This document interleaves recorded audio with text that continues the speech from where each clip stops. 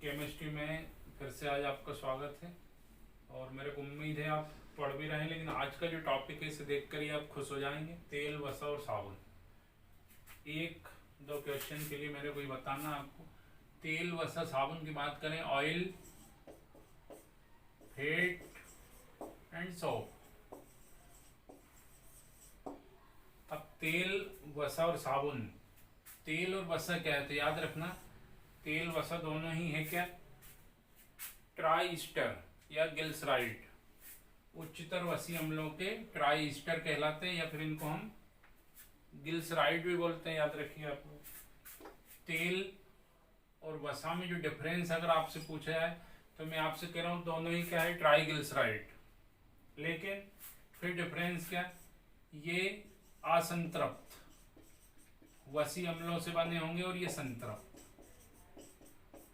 Unsaturated fatty acid के try Easter होते हैं कौन, ऑयल। और सेचुरेटेड फैटी एसिड के ट्राई ईस्टर होते हैं, ट्राई ईस्टर बोल रहा हूँ, या फिर ग्लिसराइड, वो होते हैं फैट। अब असंतृप्त अम्ल कौन कौन से होंगे तो ये भी हमको याद रखना है। जैसे आपको मालूम है ओलिक एसिड, ओलिक एसिड होता है वो अनसेचुरेटेड होता है। लेकिन जो पामिटिक एसिड होता है, पामिटिक अम्ल और स्टेरिक अम्ल, ये है सेचुरेटेड। निम्नतर वसीय अम्ल भी होते हैं, लोअर फैटी एसिड। कौन कौन से होते हैं, जैसे ब्यूटेरिक एसिड है, कैप्रोलिक एसिड है, कैप्रोलिनिक एसिड है। ये सब तेल बनाएंगे। और जो सेचुरेटेड संतृप्त वसीय अम्ल हैं, जैसे पामिटिक अम्ल और स्टेरिक अम्ल, इनसे बनेगा वसा या फैट बोल दिया अपने यहाँ पर। दूसरी बात मैं यहाँ एक और करूँगा, तेल का अगर अपन फार्मूला देखें तो देखिए CH2O CO C17H33, CHO CO C17H33। और एक बार और हमें लिखना CH2O CO C17H33। ये है ऑयल। लेकिन अगर इधर हम देखें कि फैट का फार्मूला क्या है, वसा का सूत्र क्या है, तो आपको क्या बताना, कुछ नहीं, सेम ऑयल और फैट में कितना सा डिफरेंस है ये आपको देखना। देखो CO C17H33 था और यहीं पे कर दिया हमने 35। तो इसको थोड़ा सा फोकस करना आप लोग। अब 33 क्या है, 33 को अपन हिंदी में बोलते हैं 33। तो आप ऐसे याद रख लेना भैया, ये तेल ता से शब्दारन 33 और 35 है, तो फिर डालडा हो गया, फैट हो गया, वसा हो गया, ये सभी हो।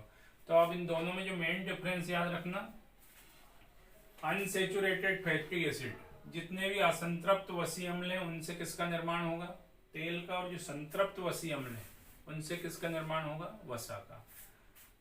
Unsaturated triester or glyceride of unsaturated fatty acid are called oil, and triester or glyceride of saturated fatty acid are called fat.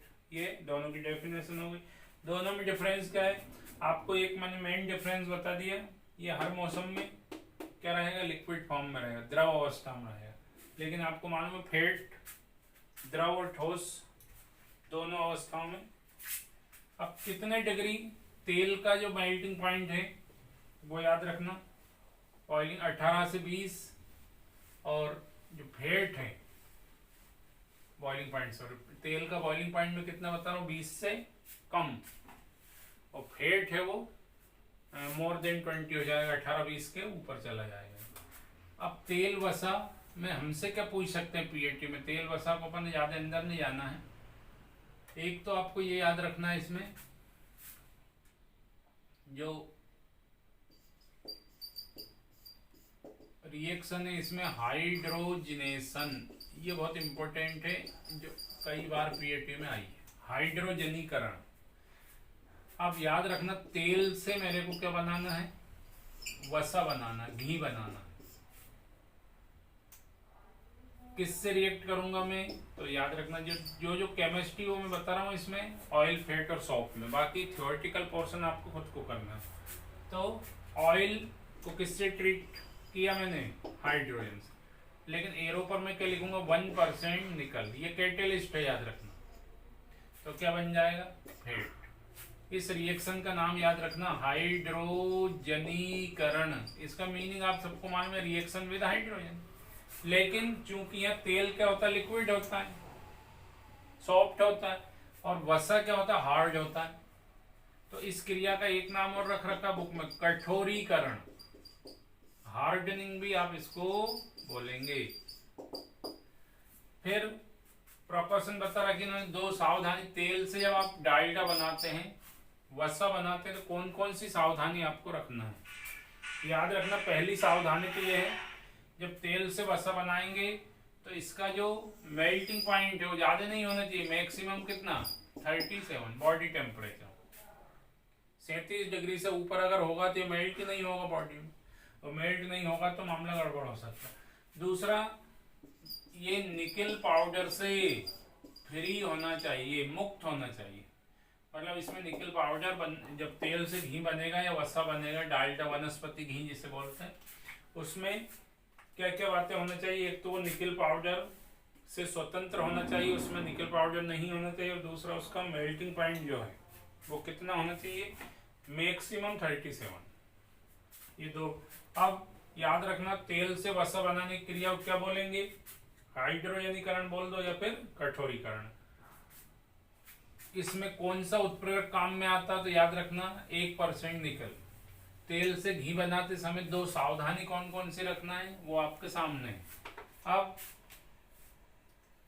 तेल की भी मैं और अंदर जाके थोड़ी बातें करूंगा। तो तेल को हमने कितनी क्लास में डिवाइड किए, oil classified into 3 types. First 3 class कौन कौन सी है इसकी, एक तो याद रखना आपको सबसे पहला वो है खनिज तेल, मिनरल ऑयल।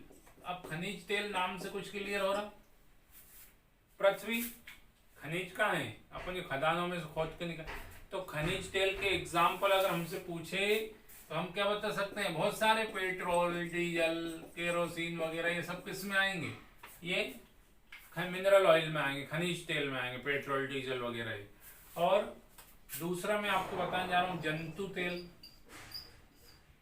अब जंतु तेल कौन कौन से होते हैं, एनिमल ऑयल, जंतु में क्या तेल निकलता है, तो निकलता है आपको मालूम, कॉड लिवर ऑयल, मछली का तेल होता है, आपको पता है, कॉड लिवर ऑयल जिसे हम बोलते हैं, तो ये जंतु तेल में आ जाएगा।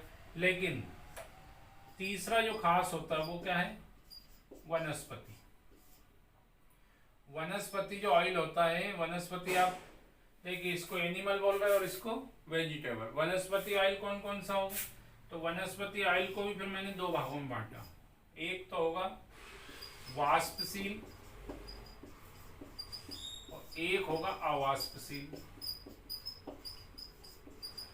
वाष्पशील याद रखना वोलाटाइल और नॉन वोलाटाइल। वोलाटाइल किसे कहेंगे, वाष्पशील जो उड़े, तो याद रखना जितने टर्पिन सीरीज है, टर्पिनाइड बोलते हैं इसको, याद रखना वाष्पशील तेल है वो सब किस सीरीज में आएंगे, टर्पिनाइड, टर्पिन श्रेणी में आते हैं।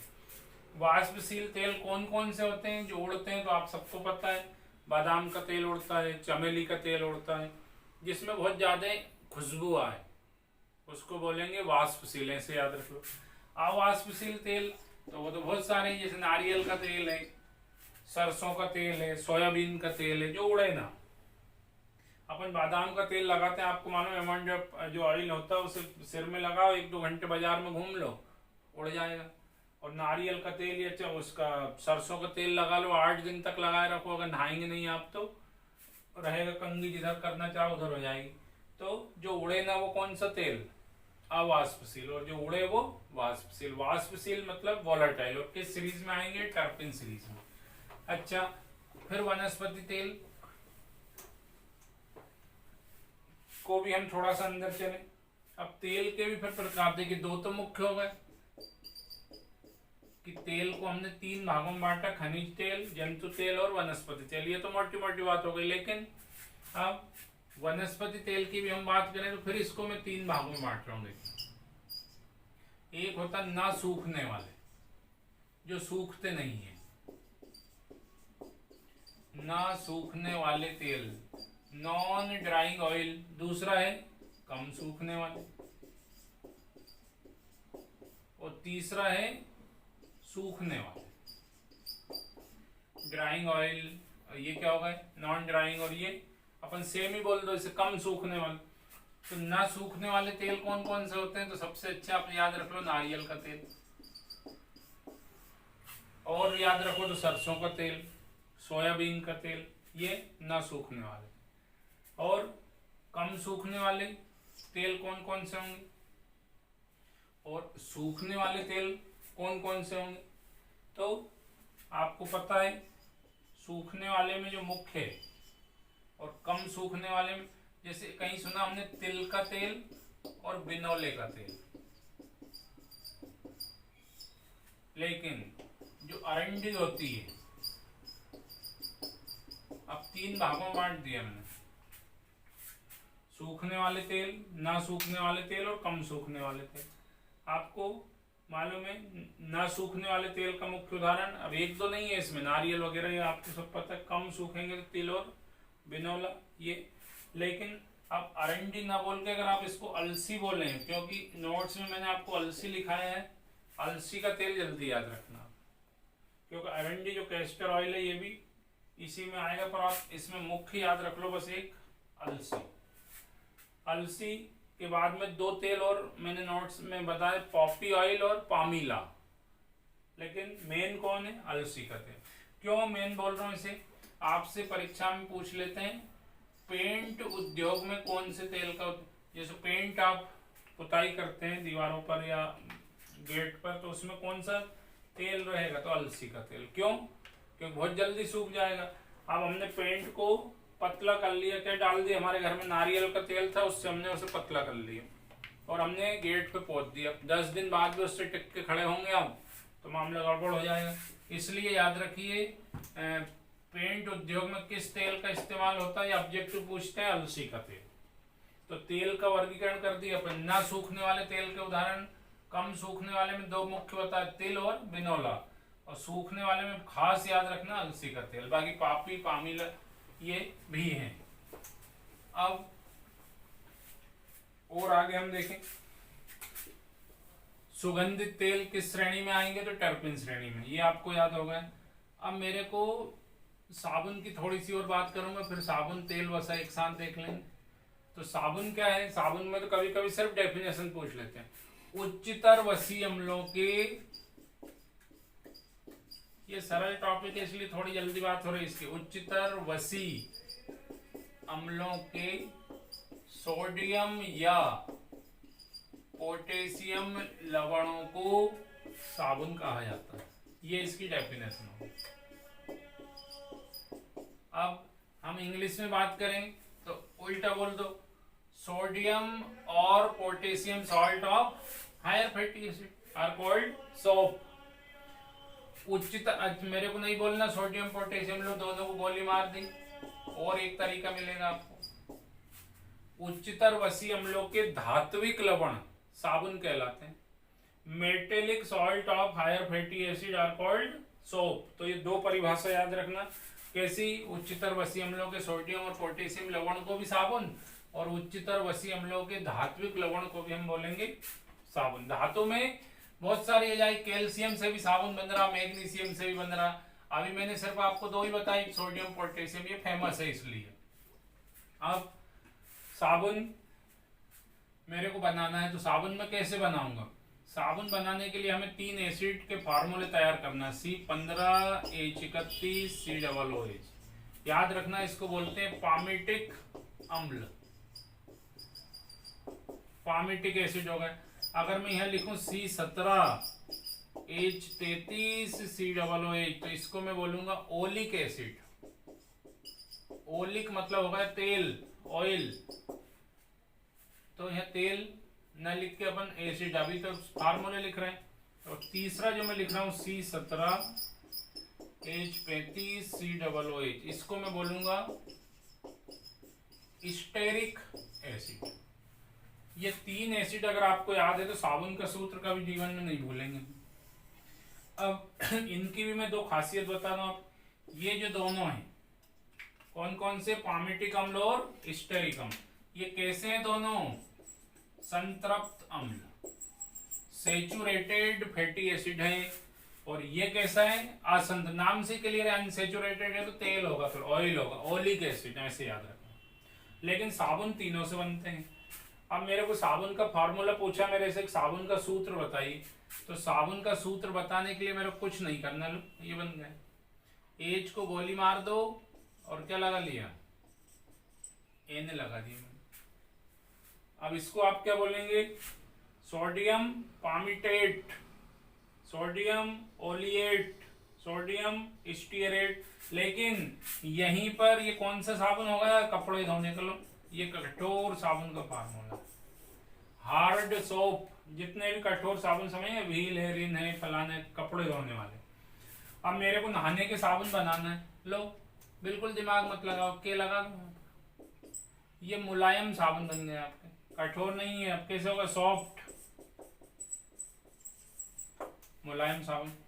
तो अब परिभाषा देखना, कठोर साबुन और मुलायम साबुन की परिभाषा क्या होगी, उच्चतर वसी अम्लों, उच्चतर क्यों बोल रहा हूँ, हायर फैटी एसिड, कार्बन देखो कितने कितने हैं, 15 17। लोअर क्या होते हैं, एसिटिक अम्ल, फार्मिक अम्ल, ये निम्नतर होते हैं। उच्चतर वसी अम्ल था, ये एसिड था, उच्चतर वसी अम्लों के ये क्या है, पोटेशियम लवण, potassium salt of higher fatty acid are called soft soap. मुलायम साबुन किसे कहेंगे, उच्चतर वसी अम्लों के पोटेशियम लवण। और कठोर किसे कहेंगे, उच्चतर वसी अम्लों के सोडियम लवण, sodium salt of higher fatty acid, ये हो जाएंगे कठोर साबुन। तो मेरे हिसाब से साबुन के फार्मूले आप सीख गए, कठोर और मृदु दोनों क्लियर हो गए। लेकिन अब साबुन बनाते कैसे, इसकी विधि क्या है साबुन बनाने की, ये और हम देख लें। तो साबुन बनाने की जो मेथड है उसका नाम याद रखना, वो है साबुनीकरण। साबुनीकरण से बहुत जल्दी साबुन बन जाएगा। और बनेगा कैसे, या तो मैं तेल लूंगा या फिर मैं लूंगा वसा। अच्छा वाला साबुन बनाना मेरे को तो फेंट लेना पड़ेगा, और अगर चालू साबुन में बनाऊंगा तो तेल मैंने अभी बताया था आपको, अरंडी सस्ते तेल से भी हम बना सकते हैं। अब साबुन बनाने का जो तरीका है बस एक में ही आपको याद हो जाएगा, CH2O C17H35 लिख रहा हूँ, देखिए फेंट लिख रहा हूँ मैं, ऑयल भी ले सकता था, भूलना नहीं। अच्छा तेल में लिखता तो करता क्या, कोई दिमाग वाला काम नहीं, 35 की जगह 33 कर देता तो तेल हो जाता, लेकिन अभी है फेट। अब मेरे को साबुन बनाना, लेकिन मेरे सामने ये कंडीशन है कि मैं कठोर साबुन बनाऊं कि मुलायम। तो जो आपसे पूछे या जो आपको बनवाए, तो दोनों में मैंने बता दिया आपको, अगर मुलायम बनाना है तो NaOH और KOH, और कठोर बनाना है तो NaOH। अब के लगा दिया मैंने तो बनेगा मुलायम, पोटेशियम। उल्टा याद रखना, के लिखोगे तो कठोर नहीं बनेगा, नहीं तो के से के याद रख लो आप, के लिया तो क्या बनेगा मुलायम, और सोडियम Na लिया तो कठोर। अब साबुन का सूत्र कहां से लाऊं मैं, लो ये बन गया साबुन का। अभी मैंने उधर लिख के बताया था आपको, देखिए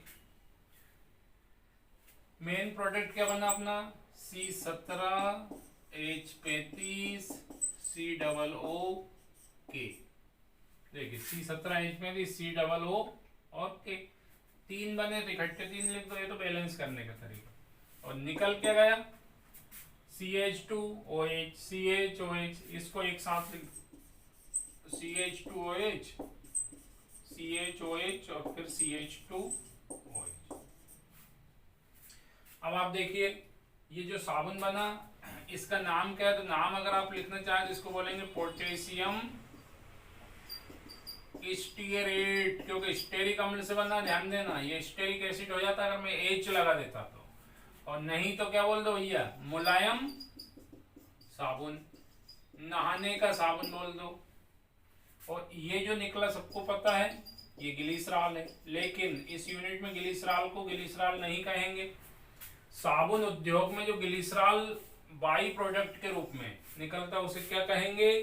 तो ऑब्जेक्टिव याद रखना, स्पेंट लाई। साबुन उद्योग में जो ग्लिसरॉल प्राप्त होता है उस ग्लिसरॉल को क्या बोलते हैं? तो उत्तर याद रखेंगे आप, स्पेंट लाई। तो साबुन बनाने का तरीका आपको मेरे को उम्मीद है समझ में आ गया। कठोर साबुन बनाना होता तो मैंने बार बार बोल रहा हूँ एने लगा देते हैं। अब साबुन कैसे बना? उच्चतर वसी अम्ल। अब ये जो मैंने लिखा था इधर, अभी आपके सामने ये तेल था, और तेल क्या है? उच्चतर वसी अम्लों के ट्राई ईस्टर होगा। ये ट्राई ईस्टर, तीन एस्टर समूह लगा था, 1 2 3, इसलिए क्या बोल रहे हैं? Triester of higher fatty acid. Glyceride भी बोला अपन ने इसको। अब मेरे को साबुन बनाने के लिए क्या चाहिए आप समझ गए? एक तो चाहिए एस्टर और एक चाहिए क्षार। ये दो चीज चाहिए तो बन जाएगा साबुन।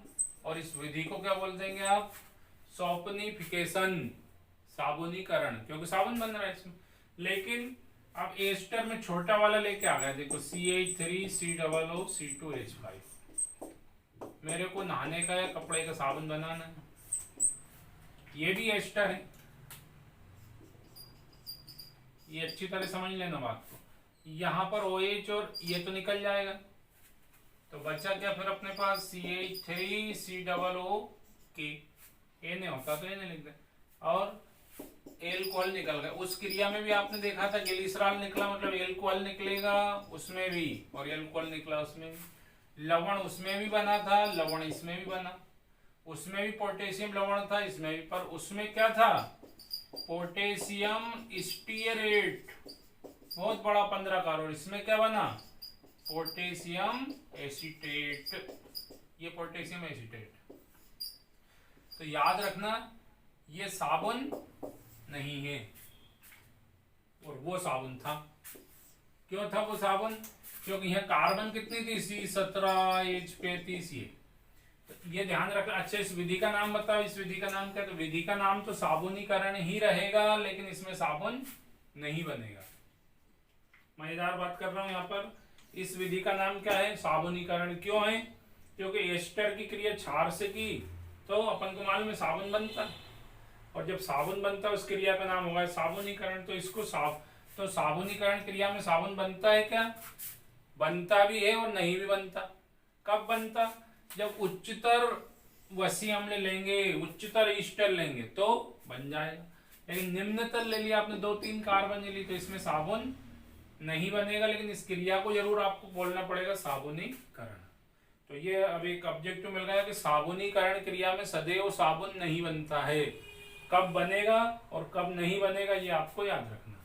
कार्बन कम से कम कितनी होनी चाहिए? 15, 17, 18, 20। ये अब यहाँ 2-3 कार्बन है तो इसमें नहीं बनेगा। साबुन उद्योग में जो ग्लिसरॉल प्राप्त हुआ था, अशुद्ध ग्लिसरॉल, उसको अपन ने बोला स्पेंट लाई। अब मेरे को मोम बनाना, देखिए मोमबत्ती जिसकी बात करें अपन, ये कि यही तरीका ऐसा कैसे उतार दिया वापस? CH2OCO C17H35, CH2OCO C17H। तो यहाँ पर हम मोम बनाने, साबुन बनाने के लिए क्या लिया था अपन ने? क्षार लिया था। अब मोम बनाने के लिए हाइड्रोलाइसिस करना पड़ेगा, जल अपघटन। उबलता हुआ पानी डाल दो, देखिए HOH, भाप। ये देखिए वो की वही क्रिया है।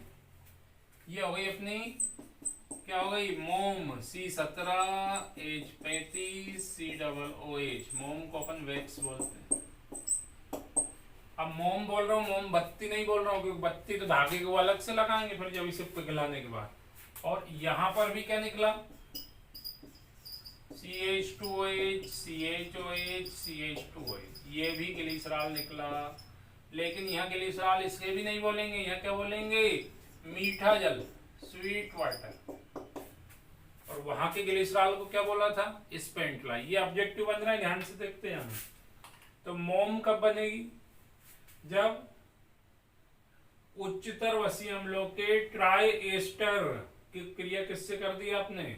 उबलते हुए जल से, तो बन जाएगी मोम। और निकल जाएगा मीठा जल। और साबुन उद्योग में इस पॉइंट में साबुन और अपमार्जक, आपको पता है इनका उपयोग हम करते हैं साफ सफाई में, लेकिन इनमें एक आध ऑब्जेक्टिव बीच में से बना देते हैं, साबुन और अपमार्जक में क्या अंतर है। ये थ्योरी है, पर मैं जो मेन पॉइंट है वो आपको बता देता हूँ। अपमार्जक मतलब मत भूलना, डिटर्जेंट बोलते हैं अपन इंग्लिश में, लेकिन आजकल एक फेमस शब्द आ रहा है इन दोनों के लिए, सिंडेट।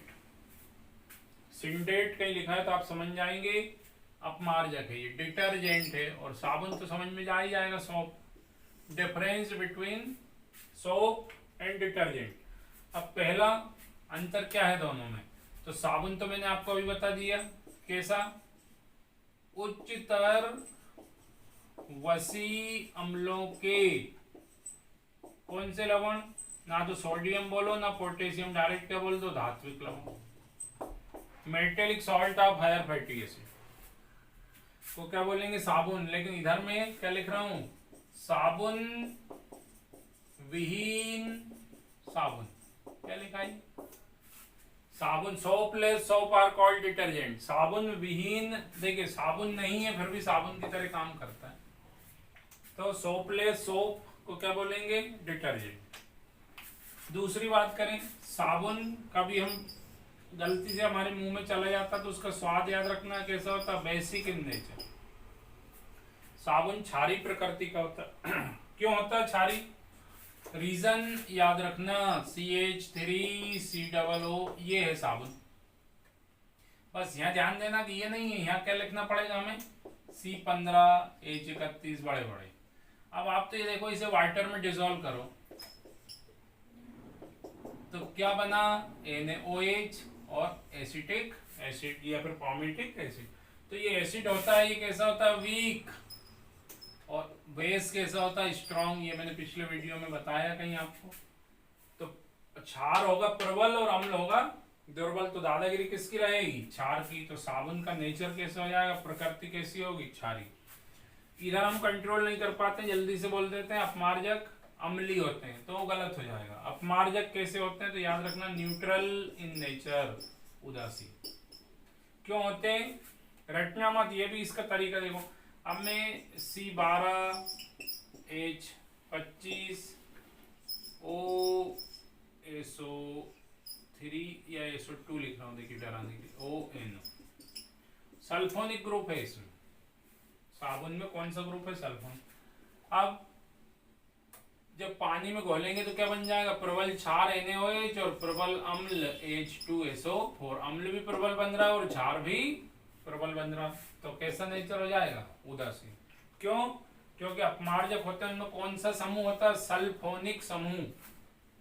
और सल्फोनिक समूह होने के कारण इसको हम त्वचा पर इस्तेमाल नहीं करते हैं, क्योंकि ये खतरनाक होती है, इससे कैंसर जैसे रोग हो जाते हैं, याद रखिए। आपने कहीं ऐसा नहीं सुना, हम घड़ी डिटर्जेंट लाए, सर्फ एक्सेल लाए और उसे घिस घिस के नहा लिए, सिर में लगा लिया, मुंह में लगा लिया। अगर आप लगा हाथ से कपड़े भी धोते हैं तो आपका हाथ में इतने मुलायम हो जाते हैं, स्किन में प्रॉब्लम थोड़ी ऐसी सॉफ्ट हो जाती है, मतलब जला देता है, याद रख लेना। तो एक नई बात और मिल गई कि हमें साबुन नहीं हो तो वैसे ही नहा लो, लेकिन ऐसा नहीं करना। हमें एक सर्फ रखा है हमारे पास, घड़ी डिटर्जेंट, और उससे हम नहा लिए, क्योंकि उसमें कौन सा समूह है, सल्फर है, और सल्फर हार्मफुल होती है अपने स्किन के लिए। फिर मैं बात करूं आपसे अगला, साबुन जितने भी हैं वो क्या होते हैं, तेल युक्त। ये इसलिए नहाते हैं हम साबुन से, देखो तेल होता है साबुन में। अब आप देखिए, डब है, पियर से, जो बड़े महंगे साबुन है, या लक्स से, कोई सा भी आप ले लें, जनरल साबुन भी लेंगे तो उसमें आप डब साबुन से हम नहा लिए, डब साबुन से नहाने के बाद अगर आप साबुन तेल नहीं लगाओगे तो चलेगा, क्योंकि उनमें क्या होता है, तेल होता है। अब हम इधर बात करें तो ये क्या होते हैं, ये तेल युक्त, और मैं देखिए ऐसे लिखा था आपको, ये तेल मुक्त, मतलब तेल नहीं होता। सर्फ एक्सेल को मैंने हाथ में रख लिया तो क्या तेल लग गया क्या मेरे हाथ में, ऐसे ऐसे डाल दिया, मैं हाथ भी नहीं धोया, उसी से खाना खा लिया, कुछ नहीं। लेकिन साबुन आप पकड़ लो, कहीं गीला साबुन रखा, पकड़ लेंगे तो मालूम चला मामला गड़बड़ हो जाएगा। देखिए पकड़ेंगे, फिसल फिसल के जाएगा, क्योंकि इसमें तेल होता है। तो याद रखिएगा, साबुन में तेल पाया जाता है और अपमार्जक में तेल नहीं पाया जाता। और हम अगली बात करें, और क्या दिख रहा है आपको? तो साबुन के एक और विशेषता, कठोर जल है अगर तो उसमें ये झाग नहीं देगा। अच्छा साबुन है, जैसे हम डब से नहा रहे हैं और समुद्र के पानी से दिन भर घिसोगे, झाग नहीं आएगा, दही जैसा फट फट के निकल जाएगा। और ये कभी नहीं पूछता है कि पानी कहाँ से लाए, हर पानी में झाग देने लगता है यार। तो इसका इस्तेमाल अपन कठोर जल में भी कर सकते हैं। अगली बात और सुनो, इससे मुलायम वस्त्रों की आप सफाई नहीं कर सकते। मुलायम वस्त्र आप समझ गए, जो महंगे होते हैं, कॉटन होते हैं, रेशम होते हैं। जैसे मैं अच्छी महंगी स्वेटर खरीद के लाया 5,000 रुपए की, बिल्कुल ऊन की थी अच्छी वाली, और मैंने क्या व्हील साबुन से घिस घिस के धो ली उसको, तो क्या होगा, रोए खड़े हो जाएंगे उसके। देखिए प्रेस करेंगे जब भी नहीं बैठेंगे, मना करेंगे, बोला तुमने हमें साबुन से धोया ही हो। और इधर सर्फ एक्सल से धोओगे तो ये देखो रोए उठेंगे नहीं, नीचे पड़े रहेंगे। तो जो सॉफ्ट क्लॉथ है, कोमल वस्त्र है, उनकी सफाई हम किससे करते हैं? तो ये याद रखना आपको, अपमार्जक से। साबुन से हम कोमल वस्त्रों की सफाई नहीं कर सकते। अब एक चीज और याद रखना यहाँ पर, बायोडिग्रेडेबल और नॉन बायोडिग्रेडेबल, ये एक नया शब्द है। ये कैसे होते हैं? मतलब ये पानी में घुलेंगे और नष्ट हो जाएंगे, बायोडिग्रेडेबल। अच्छा ये नष्ट नहीं होते, इनको नॉन बायोडिग्रेडेबल, ये हिंदी में जैव निम्नीकरण और ये अजैव निम्नीकरण। तो आप तो इंग्लिश में याद रखना बायोडिग्रेडेबल और नॉन बायोडिग्रेडेबल। तो साबुन और अपमार्जक में हमने इतने सारे पॉइंट बताए, लेकिन आपके काम के कितने पॉइंट मिले? मुश्किल से 1 या 2। साबुन की प्रकृति कैसी, क्षारीय उदासीन, एक तो ये हाईलाइट करना। साबुन में सल्फोनिक समूह नहीं पाया, तो सल्फर होती क्या साबुन में? देखिए फार्मूला लिखा, नहीं होती। लेकिन अपमार्जक में कौन से समूह पाया जाता है? सल्फोनिक समूह, सल्फर होती है उसमें। 2 हो गए। और ज्यादा से ज्यादा ये ध्यान रखना कि ये तेल युक्त होते हैं और ये तेल मुक्त। परिभाषा दोनों की याद रखना, उच्चतर वसीय अम्लों के धात्विक लवण को साबुन और साबुन विहीन साबुन को अपमार्जक। अब कठोर साबुन और मुलायम साबुन में मैंने अंतर बताई दिए। कठोर साबुन को हम कपड़े में भी इस्तेमाल करते हैं, लेकिन साबुन भी फिर 2 प्रकार के हैं ना, मुलायम और कठोर। तो मुलायम है नहाने के और कठोर है साफ सफाई के। लेकिन दुनिया में जो 80% सफाई का काम हो रहा है वो याद रखना, वो कौन से होता है? अपमार्जक से। साबुन से नहीं होता, साबुन का ज्यादा उपयोग साफ सफाई में नहीं होता। मैं कह रहा हूँ आपसे, साफ सफाई का जो 80% काम है वो किससे होता है? अपमार्जक से। ये हमें ध्यान रखना है। फिर इसी में कुछ खास पॉइंट और आपको याद रखना है।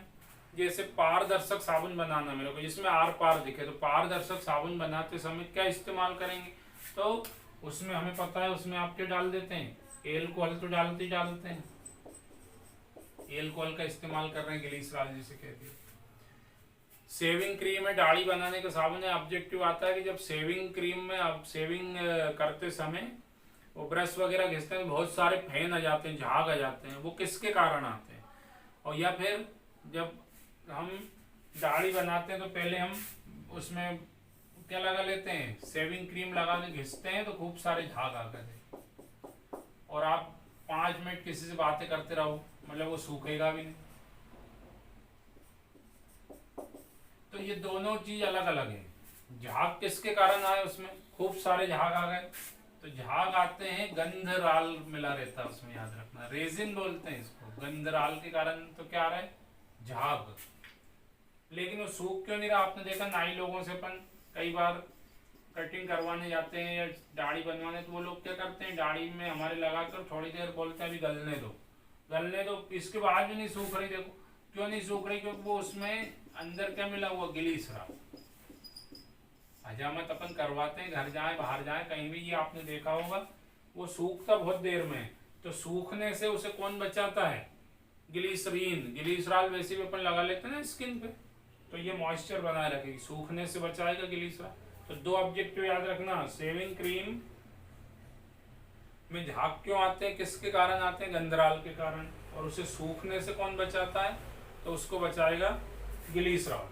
अब तेल साबुन, ब्यूटेरिक एसिड है। जैसे मक्खन में कौन सा एसिड होता है? ब्यूटेरिक। कितने %? कभी कभार ऐसे तो ये 4%। तो ये तो रटने वाली बात हो गई। लेकिन तेल, साबुन और वसा, इनमें मोटी मोटी बातें आपको मैंने बताई। तेल और वसा के जो फिजिकल प्रॉपर्टी है वो डिफरेंट हो सकती है, लेकिन केमिकल प्रॉपर्टी तो समान दोनों। आपको मालूम द्रवावस्था। तो गंध कैसी आती, एक और इसमें क्वेश्चन बनता विकृति, विकृत गंधीकरण। तेल वेल में क्या होता है, जब ऑक्सीकरण हो जाता है ना, तेल वसा के पीपे में अपन लाते हैं और जब ऑक्सीजन से क्रिया करके उसमें बदबू आने लगती, तेल या वसा का किसी भी प्रकार से नष्ट होना क्या कहलाएगा, विकृत गंधीकरण। तेल से घी बनाते समय कौन से उत्प्रेरक का इस्तेमाल करेंगे, तो 1% निकल। तेल क्या है, तो तेल और घी में मेन डिफरेंस याद रखना, तेल है असंतृप्त वसी अम्लों के ट्राइस्टर और वसा है संतृप्त वसी अम्लों के ट्राइस्टर। तेल के अंदर भी मैं गया था, तेल 3 प्रकार के, खनिज तेल, वनस्पति तेल, जंतु, लेकिन फिर मैंने वनस्पति तेल को 2 भागों में, वाष्पशील और अवाष्पशील, फिर सूखने की प्रवृत्ति के आधार पर फिर 3 भागों में बांट दिया वनस्पति तेल को, ना सूखने वाले, कम सूख, जनरली आता सूखने वाले तेल का मुख्य उदाहरण तो अलसी का तेल, पेंट उद्योग में अलसी का तेल। अब मेरे को पेंट की गुणवत्ता बढ़ाना, पेंट की क्वालिटी बढ़ाना, तो उसके लिए कुछ पदार्थ मिला देते हैं जिनको बोलते हैं पूरक, फिलर। तो पेंट की गुणवत्ता बढ़ाने वाले पदार्थ का कोई एक उदाहरण बताओ, तो सबसे अच्छा उदाहरण है कैल्शियम सल्फेट, अच्छा पूरक माना जाता है। थिनर, पेंट को पतला करने के लिए क्या क्या मिलाते हैं, तो आप सबको मालूम है, तारपीन डालते थे अपन पहले जनरली, तारपीन नहीं मिले तो फिर और क्या डाल सकते हैं। अभी मैंने आपको कौन सा तेल बताया, पेंट किससे, तो पेंट हमें तारपीन नहीं मिला, अपने घर में क्या रखा रहता, केरोसिन भी डाल दो तो वो भी थिनर का काम करेगा। तो मेरे को उम्मीद है ये सिंपल टॉपिक आपको समझ में आया हो। मैंने इसमें केमिस्ट्री के कुछ खास चीज़ें बताई आपको, थ्योरेटिकल पोर्शन आप खुद देखिए। Thank you.